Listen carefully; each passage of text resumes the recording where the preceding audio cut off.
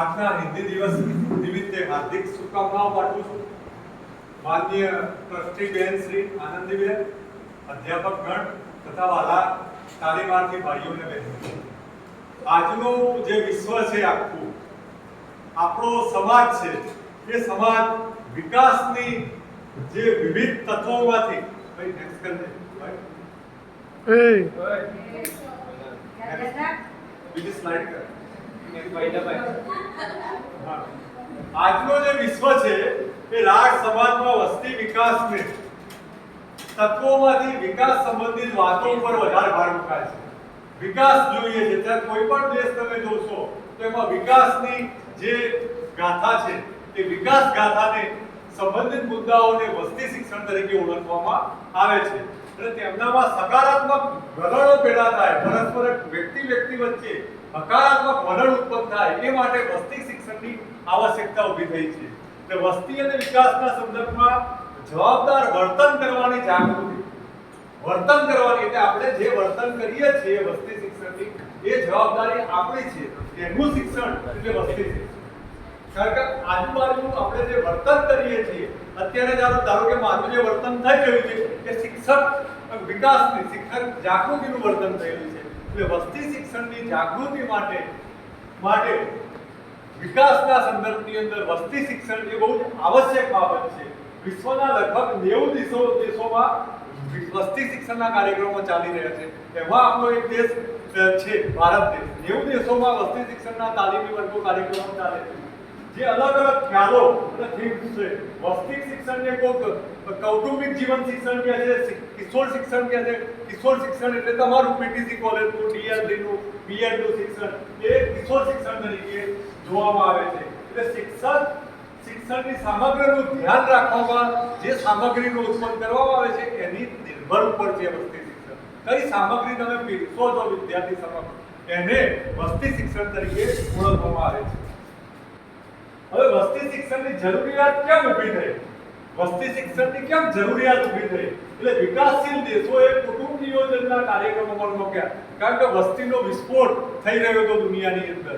એટલે એ વસ્તીનો વિસ્ફોટ થઈ રહ્યો હતો, વસ્તી વધારો થઈ રહ્યો હતો. એટલે કુટુંબ નિયોજનના કાર્યક્રમો માટે આ વસ્તી શિક્ષણનો કન્સેપ્ટ ઊભો થયો. આખો કન્સેપ્ટ એટલે લોકોના સામાજિક, સાંસ્કૃતિક અને ધાર્મિક મૂલ્યો છે તેના બાળકના સંવર્ધન વર્તનની અસર કરે છે. જો પહેલાના જમાનામાં શિક્ષણ નહોતું એટલે બાળકો જે બાળકો કેટલા હોવા જોઈએ એવું જ્ઞાન જ નહોતું. પહેલાના જમાનામાં તમે જોયું હશે તો 7-7, 8-8, 9-9 બાળકો હતા બધા. એ કેમ? કે વસ્તી શિક્ષણનો અભાવ હતો. એટલે આ રાષ્ટ્રીય મૂલ્યો, સામાજિક, સાંસ્કૃતિક, ધાર્મિક મૂલ્યો અને બાળકના સંવર્ધન, બાળકના વિકાસ માટે આ વસ્તી શિક્ષણની આવશ્યકતા છે. પહેલો મુદ્દો એ. બીજો, આ દેશોમાં મોટી સંખ્યામાં યુવાનોની હાજરી કોઈ પણ દેશની વસ્તી વૃદ્ધિ બે બાબતોનું પરિણામ, જૈવિક અને સામાજિક સાંસ્કૃતિક બાબતો. કોઈ પણ દેશ હોય એમાં બે બાબતો બહુ અગત્યની છે, જૈવિક ક્રિયા અને સામાજિક અને સાંસ્કૃતિક. જૈવિક ક્રિયા એટલે બાળકને જન્મ આપવાની ક્રિયાને જૈવિક ક્રિયા કહે છે. બાળકને જન્મ આપવો એ જૈવિક ક્રિયા છે. પછી બાળકને જન્મ આપવાનો નિર્ણય કરવો, એનું કુટુંબનું કદ, સામાજિક સાંસ્કૃતિક વારસો, એના મૂલ્યો, પરંપરાઓ અને રિવાજો દ્વારા સંચાલિત થાય છે. જન્મ આપી દીધા પછી શું એ પણ નક્કી કરે આપણા માતા પિતા, આપણો સમાજ. એટલે સમાજના સામાજિક, ધાર્મિક મૂલ્યોનું સંવર્ધન કરવું એ પણ બહુ જરૂરી છે. એટલે વસ્તી શિક્ષણમાં બે મુદ્દા અગત્યના છે. બાળકને જન્મ આપવો એ માત્ર જૈવિક ક્રિયા છે, પણ બાળકનું સંવર્ધન કરવું, વિકાસ કરવો, એને ભણાવો, એને કઈ લાઈનમાં લઈ આવતા જવો, એનું કેવી રીતે પરિપાલન કરવું, એ પરિપાલનના પરિપ્રેક્ષમાં તમને ધારો કે પહેલાના જમાનામાં સ્ત્રીઓને ભણાવવામાં નથી આવતી કે પરીક્ષા, સાંસ્કૃતિક મૂલ્યો એવા હતા આપણા એટલે કોઈ સ્ત્રીઓને ભણાવતા જ નતા, અક્ષર જ્ઞાન હતું જ નહીં. એટલે વસ્તી શિક્ષણની અંદર સૌપ્રથમ બહેનોનું શિક્ષણની શરૂઆત થઈ. એટલે મૂલ્યો. નેક્સ્ટ કરો. ભારતમાં શિક્ષકો અને બાળકો ઉપર વસ્તી શિક્ષણ કાર્યક્રમનું અસરકારક મૂલ્ય international institution of population science મુંબઈમાં જાણવા મળ્યું કે શાળાના શિક્ષકો અને બાળકોને વસ્તી શિક્ષણ વિશે શીખવવામાં આવ્યો હતો. સૌપ્રથમ મુંબઈની અંદર એક સેમિનાર હતો. એ સેમિનારની અંદર કન્સેપ્ટ ક્લિયર થયો કે વસ્તી શિક્ષણ એ શાળામાં વિષય તરીકે શીખવવામાં આવે. જેમને વસ્તીનું શિક્ષણ આપવામાં આવ્યું ન હતું તેના કરતાં તેમના વસ્તીના મુદ્દા પર જેમને વધારે શિક્ષણ આપ્યું હતું તેમનામાં વસ્તી શિક્ષણનું જ્ઞાન વધારે હતું. ફેબ્રુઆરી 1984માં દિલ્હીમાં વસ્તી અને વિકાસ માટે એક પરિષદ યોજાઈ હતી. એમાં આપણા માનનીય વડાપ્રધાન ઇન્દિરાબેન ગાંધીએ વિકાસ માટે શિક્ષણના મહત્વ અને કુટુંબ નિયોજનના પ્રયત્ન વલણ અને વલણમાં પરિવર્તન માટે ચર્ચા કરવાની ખાસ જરૂરિયાત ઊભી થઈ અને ઇન્દિરાબેન ગાંધીએ આ પરિવર્તનને લાવવા માટે જાતીય વર્તુળ માનવ જાતીય વર્તુળ ડ્રગ્સ વ્યસનને પણ શિક્ષણમાં સમાવવું જોઈએ. આ પ્રકારનો સૌપ્રથમ ઇન્દિરાબેન ગાંધીએ પ્રસ્તાવ મૂક્યો 1984માં દિલ્હીમાં. વસ્તી શિક્ષણનો પ્રથમ કૌશળ એટલે આ માનવ જાતીય વર્તુળ. માનવની જાતીય વર્તુળ કેવી હોવી જોઈએ તે સૌપ્રથમ ખ્યાલ 1984 ની અંદર આવ્યો અને ડ્રગ્સ એટલે વ્યસન આ બંને મુદ્દાઓ પર સૌપ્રથમ ઇન્દિરાબેન ગાંધીએ આ સેમિનારની અંદર ભાગ લીધો હતો અને સુખ સમૃદ્ધિ કુટુંબના કદ ઉપર આધારિત છે. આપણું સુખ અને કદ એ આપણું સુખ એ કુટુંબના કદ ઉપર એટલે જે ઘરની અંદર કુટુંબના કદ વધારે છે તેમના સુખની અંદર ઘટાડો થતો જોવા મળે છે. જે ઘરની અંદર કુટુંબનું કદ નાનું કુટુંબ છે એ સુખી કુટુંબ છે. આ કન્સેપ્ટ અહીંયાથી આવ્યો. નાનું કુટુંબ સુખી કુટુંબ આ કન્સેપ્ટ અહીંયાથી આવ્યો ને. હવે ઐતિહાસિક પૃષ્ઠભૂમિની અંદર જોઈએ આપણે તો nation and family in society USA ની જરૂરિયાતમાં વસ્તી વિષય નીતિની શરૂઆત થઈ અને 1962માં વેરોન એસ થોમસનો એક લેખ કોલંબિયા યુનિવર્સિટીએ ટીચર્સ કોલેજ રેકોર્ડ જર્નલમાં પ્રકાશિત કર્યો.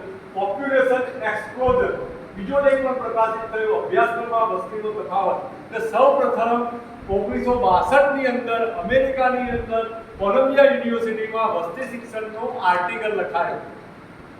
સૌપ્રથમ પોપ્યુલેશન એક્સપ્લોઝન અને અભ્યાસક્રમમાં વસ્તીનો તફાવત અને ફિલિપ એમ બંને લેખો સારા અભ્યાસક્રમમાં વસ્તી શિક્ષણને કેન્દ્ર સ્થાને મૂક્યું. વસ્તી શિક્ષણને અભ્યાસક્રમમાં કેન્દ્ર સ્થાને મૂક્યો આ બંને લેખો.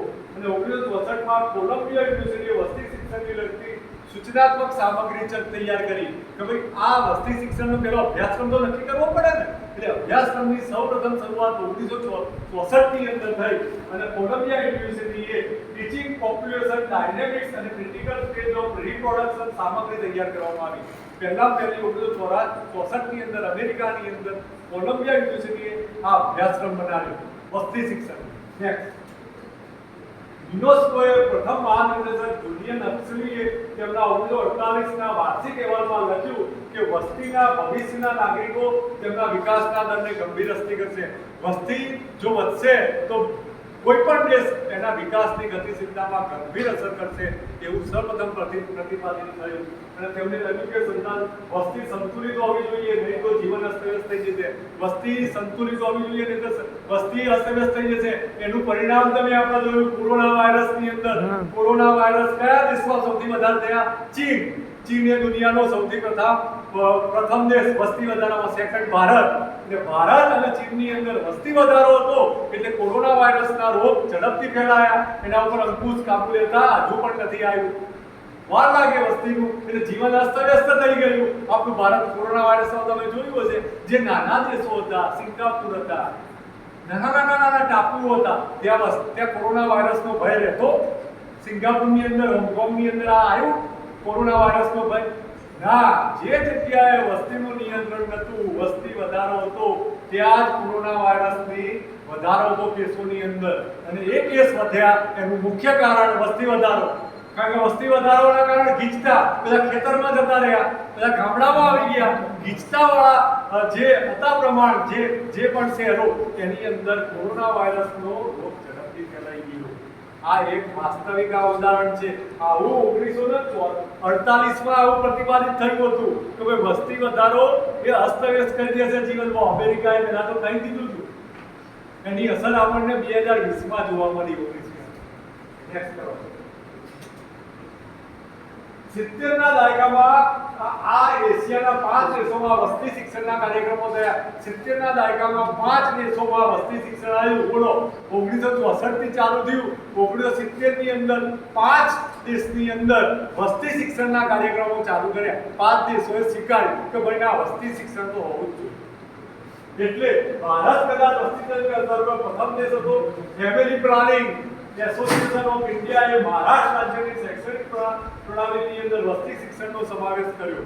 મહારાષ્ટ્રની અંદર સૌપ્રથમ આ વસ્તી વધારાનો શરૂઆત કર્યું અને 1968ની અંદર મહારાષ્ટ્ર સરકારે એક શૈક્ષણિક પુનર્નિર્માણ નામનો એક કાર્યક્રમ આપ્યો. પુનર્નિર્માણ વસ્તી શિક્ષણના પુનર્નિર્માણ માટે શરૂઆત કરી અને રાષ્ટ્રીય કાર્યક્રમો 1998ની સુધીમાં 30 રાજ્યોએ કેન્દ્રશાસિત પ્રદેશો છે તેની અંદર લાગુ પાડ્યા અને NPA national population education policy કાર્યક્રમની અંદર આ કાર્યક્રમો અમલમાં મૂક્યા.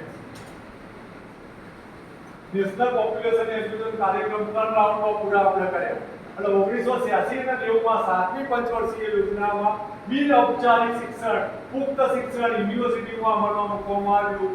ગુજરાત વિદ્યાપીઠની અંદર ગુજરાતની અંદર સૌપ્રથમ અનૌપચારિક શિક્ષણ, આ ઔપચારિક શિક્ષણ છે. શાળાની બહાર જે આપવામાં આવે એને અનૌપચારિક શિક્ષણ કહેવાય. એ અનૌપચારિક શિક્ષણની શરૂઆત 1986-90ની હતી. પુખ્ત શિક્ષણ એટલે પ્રૌઢ શિક્ષણના વર્ગો ચાલુ આપણે થયા. એટલે શિક્ષણ, વ્યવસાયિક અને તકનીકી શાળાઓએ ઉચ્ચ શિક્ષણ, અનૌપચારિક અને પુખ્ત શિક્ષણ વગેરે ઉપર મુદ્દા ઉપર ભાર મૂક્યો અને આ વસ્તી શિક્ષણની શરૂઆત થઈ. એના પેટા મુદ્દાઓ છે પુખ્ત શિક્ષણ. વસ્તી શિક્ષણનો અર્થ, જો વસ્તી શિક્ષણમાં સૌપ્રથમ દેશ કોણે આપ્યો? કોરિયા અને ફિલિપાઇન્સ જેવા દેશોએ કુટુંબ નિયોજન અને જાતીય શિક્ષણ, શાળાના શિક્ષણ વસ્તીના અભ્યાસક્રમમાં સમાવી દીધા. જો સૌપ્રથમ બે દેશ હતા કોરિયા અને ફિલિપાઇન્સ, એમને વસ્તી શિક્ષણનો અભ્યાસક્રમ શાળામાં ચાલુ કરી દીધો દુનિયામાં. બીજા કોઈ આપણે ચાલુ નતો. આપણે કોરિયા અને ફિલિપાઇન્સ સૌપ્રથમ દેશો હતા કે શાળાની અંદર સેક્સ એજ્યુકેશન અને વસ્તી શિક્ષણ આપ્યું, કુટુંબ નિયોજન. એટલે એશિયાના ઘણા જ દેશોએ સેક્સ એજ્યુકેશન માટે એમને શરમ આવતી હતી કે ભાઈ જાતીય શિક્ષણ સેક્સ એજ્યુકેશન અપાય નહીં શાળામાં છોકરીઓ અને છોકરાઓને. એટલે બધા દેશો સંકોચ અનુભવવા માંડ્યા હતા. એટલે ફિજી નામનો એક દેશ છે એને સેક્સ એજ્યુકેશન, ફેમિલી લાઈફ એજ્યુકેશનને મુખ્ય તત્વ તરીકે સ્વીકાર્યું. ફિજીની અંદર સૌપ્રથમ આ સેક્સ એજ્યુકેશનનો વિષય અમલમાં આવ્યો. જો આ વસ્તી શિક્ષણની અંદર બાંધીપણાનો ગુણ, ભાઈ માતા પિતા બની ગયા પછી તમારે શું કાળજી રાખવી જોઈએ તેનું શિક્ષણ આવે છે.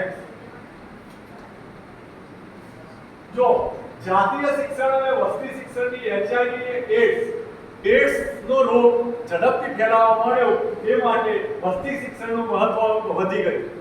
એડ્સનો રોગ જ્યારથી દુનિયાની અંદર વધ્યો, જાતીય રોગો, ત્યારથી આ વસ્તી શિક્ષણની આવશ્યકતા લાગી અને ઐતિહાસિક તફાવતો, જટિલતાના સાથે આ મુદ્દો સંકળાયેલો હતો અને રશિયાના કેટલાક દેશોએ વસ્તી શિક્ષણના માળખાની અંદર લૈંગિક શિક્ષણ સંબંધિત, લૈંગિક શિક્ષણ એટલે છોકરો અને છોકરાની છોકરીનું જ્ઞાન હોવું જોઈએ. એટલે લિંગ જ્ઞાન, લિંગ ભેદ જ્ઞાનની આવશ્યકતા ઊભી થઈ.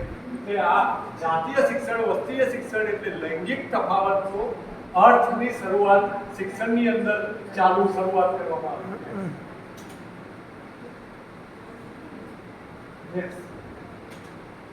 જો યુનેસ્કોએ 1970-71માં વસ્તી શિક્ષણની વ્યાખ્યા આ રીતે કરી: વસ્તી શિક્ષણ એ એક શૈક્ષણિક પ્રક્રિયા છે. વસ્તી શિક્ષણ એક શૈક્ષણિક પ્રક્રિયા છે જેથી શીખનારાઓ ટકાઉ વિકાસ અને વસ્તી વચ્ચેના આંતરસંબંધ, વસ્તી સ્થિરીકરણ માટેના કારણો, પરિણામો અને જરૂરી શરતોને સમજાવી વિકાસ કરે છે. એટલે આને આપણે સમજીએ વ્યવસ્થા. વસ્તી શિક્ષણ એટલે શૈક્ષણિક પ્રક્રિયા. આ એક શૈક્ષણિક પ્રક્રિયા જ છે જેમ તમે વિજ્ઞાન, ભૂગોળ, ઇતિહાસ, ગુજરાતી ભાષાઓનું જ્ઞાન છે એમ વસ્તી શિક્ષણ પણ એક જ્ઞાન જ છે. એ વસ્તી વિકાસ એટલે ટકાઉ વિકાસ. ટકાઉ વિકાસ એટલે ધારો કે પાણી છે તો પાણી ટકાઉ વર્ષો સુધી છે એ પાણી આપણને મળવું જ જોઈએ, એને ટકાઉ વિકાસ કહેવાય. તમને 10 વર્ષ પહેલા પાણી મળતું હતું અને હવે પાણી ના મળે એટલે ટકાઉ વિકાસ નથી તમારો. તમે જીવો, તમારો જન્મ થાય અને તમે જીવો ત્યાં સુધી તમારું શરીર નબળું ના બને, ક્ષીણ ના બને અને તમે સ્વસ્થ રહો, એ તમારો શારીરિક ટકાઉ વિકાસ કહેવાય. ટકાઉ વિકાસ એટલે લાંબો વિકાસ. આજે પણ એ પરિસ્થિતિ છે તો કાલે હોવી જોઈએ. તમારા બાપ દાદાના 100 વીઘા જમીન હોય આજે તો 10 વર્ષ પછી પણ 100 વીઘા હોવા જોઈએ. એને ટકાઉ વિકાસ કહેવાય. 100 વીઘાના 10 વીઘા થઈ ગયા એ ટકાઉ વિકાસ ના કહેવાય. ગીચતાનું પ્રમાણ કેમ આવ્યું? વસ્તી વધારો કે ટકાઉ વિકાસ કે બધા પહેલા ખુલ્લામાં રહેતા હતા, અત્યારે બધા ગીચ થઈ ગયા. એટલે ટકાઉ વિકાસ નથી, કારણ કે રહેવા માટેના ઘરો જ નથી. એટલે ટકાઉ વિકાસ માટે વસ્તી વચ્ચેના આંતર સંબંધો એટલે છોકરા છોકરીઓ, પુરુષો અને સ્ત્રીઓ, પુરુષો અને પુરુષો વચ્ચે આંતર સંબંધો જે વિકસાય છે એ વિશેનું જ્ઞાન તો હોવું જોઈએ. આંતર સંબંધ, વસ્તી સ્થિરીકરણ એટલે વસ્તી આટલી જ હોવી જોઈએ. પહેલા આપણી વસ્તી 50 લાખ તો 70 લાખ જ હતી, અત્યારે 6 કરોડ થઈ ગઈ, 6 અબજ ભારતની. બોલો, આપણો દેશ આઝાદ થયો ત્યારે 60-70 લાખ વસ્તી હતી, અત્યારે 6 અબજ થઈ ગઈ. આ સ્થિરીકરણ નથી વસ્તીનું. તમે જુઓ છો કેમ સેલ્ફ ફાઇનાન્સ કોલેજો આવી. પહેલા બીએડ કોલેજમાં એડમિશન ગવર્નમેન્ટ કોલેજોમાં, પીટીસી કોલેજોમાં મળી રહેતું હતું, પણ સંખ્યા વધી, માંગ વધી, એટલે પ્રાઇવેટ કોલેજો આવી, પ્રાઇવેટીકરણ થયું. એટલે સ્થિરીકરણ, વસ્તી સ્થિરીકરણ માટેના કારણો, પરિણામો અને જરૂરિયાત શરતોને સમજવા વિકસાવી જોઈએ. બાળકોનું જ્ઞાન, પહેલા વસ્તી પર નિયંત્રણ લાવવાનું. ટકાઉ વિકાસ કરવો છે તો વસ્તી નિયંત્રણ કરવી જ પડશે. કેમ? સિંગાપુર જુઓ તમે, હોંગકોંગ જુઓ, ઓસ્ટ્રેલિયા જુઓ, બધા અમેરિકા જુઓ, ત્યાં વસ્તી ઓછી છે, માટે ત્યાં વિકાસ છે. એટલે એના કારણો, પરિણામો, જરૂરી શરતોને સમજ વિકસાવવી પડશે આપણી. કારણ કે કોઈને ખબર, પેલા 8 છોકરાઓ હતા, બાળકો હતા, અત્યારે બે બાળકો આવી ગયા. હવે કેમ આવ્યા? વસ્તીનું સ્થિરીકરણ થવા માંડ્યું. એટલે સ્થિરીકરણ એ બહુ જ ઉપયોગી બાબત છે. એટલે બાળકોને નાનપણથી આ પ્રકારનું વસ્તી શિક્ષણનું જ્ઞાન હોય તો મોટા થાય તો એમને પ્રજનન ક્ષમતા કેટલી હોવી જોઈએ, પ્રજનનનું જ્ઞાન હોવું જોઈએ પહેલા. એના માટે વસ્તી શિક્ષણ જરૂરી છે. આનું કન્સેપ્ટ જ નથી. આપણને બસ વિજ્ઞાન, ગણિત, અંગ્રેજી કે આવડે એટલે ડાયા આપણે થઈ ગયા, હોશિયાર થઈ ગયા. પણ તારું જીવન કેવી રીતે જીવન જીવવું એનું જ્ઞાન તો તું મેળવ. પતિ પત્ની વચ્ચે અત્યારે આપઘાતો કેટલા બધા થાય છે, પતિ પત્ની વચ્ચે ડાયવોર્સ કેટલા બધા થાય છે. આજે લગ્ન થયું અને 2 મહિના પછી ભાઈ છૂટાછેડા કે ચાલે પડે. વસ્તી શિક્ષણ આના માટે જરૂરી છે. ગણિત, ભૂગોળ તમારે જ્ઞાન નહીં આવે જીવન જીવવામાં. કોરોનામાં તમે જોયું હશે કે તમારે ઘરની અંદર 4 દિવાલમાં રહેવું હશે, એટલે રહેવા માટે એડજસ્ટમેન્ટ પ્રોબ્લેમ થયા છે, અંદર ઝઘડા થયા છે, નાની નાની બાબતો. તમે રહી જ ના આપી શકો. આંતર સંબંધોનું જ્ઞાન જ ના હોય. ડિપ્રેશનના રોગો વધી ગયા કોરોના વાયરસમાં. 4 દિવસમાં 4 દિવાલોમાં કેવી રીતે રહેવું ઘરમાં, આ વસ્તી શિક્ષણ શીખવાડે છે. ડિપ્રેશનમાં આવી જાય, આપઘાત કરી દે. તમને 4 દિવાળો 2019 તમે જે કાઢી છે માર્ચ મહિનાથી 2020 માર્ચ એપ્રિલ, તમે આખી જિંદગીમાં એવા દિવસો નહીં આપણે જોયા હોય. માર્ચ 2019 થી એપ્રિલ 2020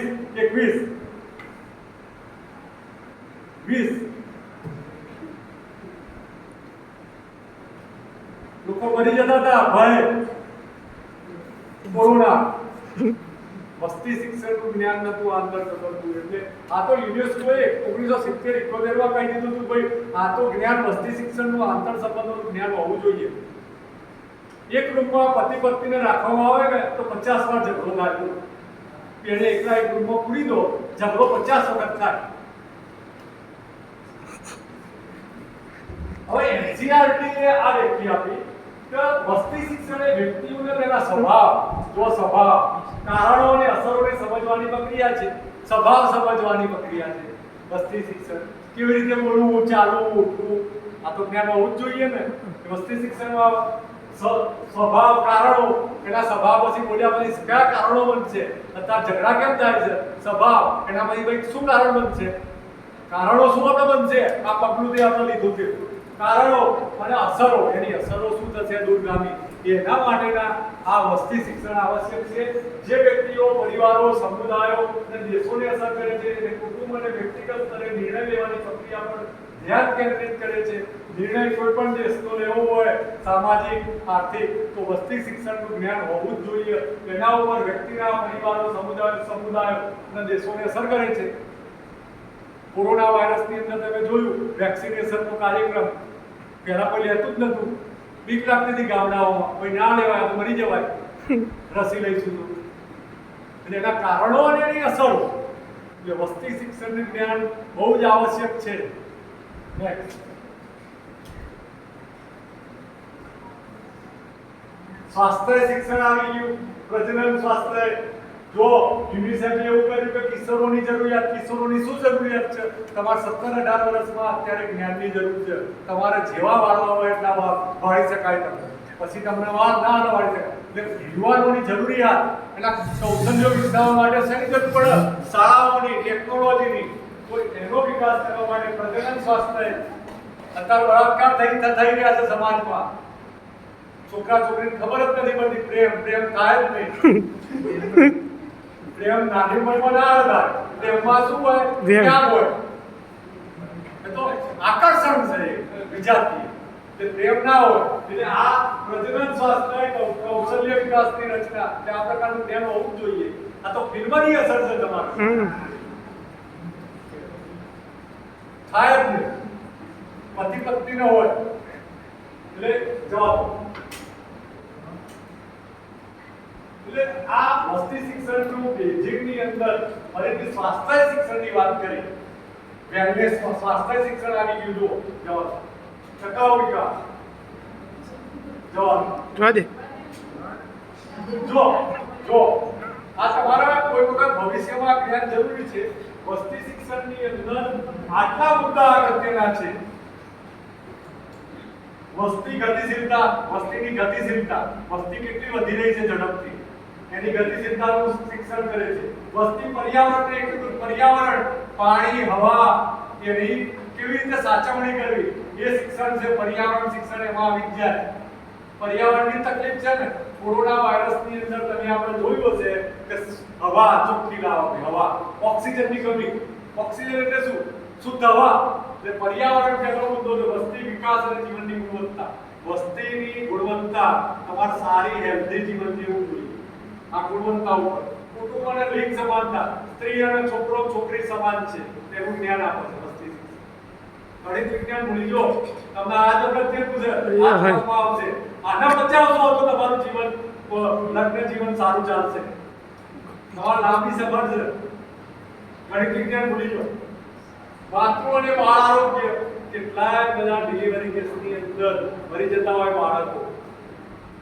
બાળક જે માતૃત્વ છે, માતૃત્વનો કન્સેપ્ટ અત્યારે બહેનોમાં નથી હોતો. એના કારણે કુપોષણનો શિકાર બનતા હોય છે. અને કુપોષણનો જન્મદર જે થતો હોય છે એમાં મૃત્યુદર થાય છે બાળક. એટલે બાળક અને માતૃદર, માતાનું આરોગ્ય, આનું શિક્ષણ બહુ જરૂરી છે. પ્રજનન સ્વાસ્થ્ય, કિશોરની જરૂરિયાતો, કિશોરની કઈ કઈ જરૂરિયાતો છે, અને આવેગો જબરજસ્ત હોય, સહન ના કરી શકે, એટલે એને માનસિક જ્ઞાન આપવું જોઈએ. તમે અત્યારે એવું હોય કે હું જ હીરો છું, અત્યારે એવું લાગે 18 વર્ષના બાળકને બુદ્ધા આવ્યો. આ કિશોર અવસ્થાની જરૂરિયાત છે. ભાઈ HIV એડ્સ નું જ્ઞાન. HIV એડ્સ નો રોગ કોરોના વાયરસ પહેલા આવ્યો હતો. એ એડ્સ પણ એવો, એની કોઈ દવા જ નથી શોધાઈ, એનું જ્ઞાન જ નતું. હજુ પણ જ્ઞાન નથી એડ્સ નું. એડ્સ કેવી રીતે થાય?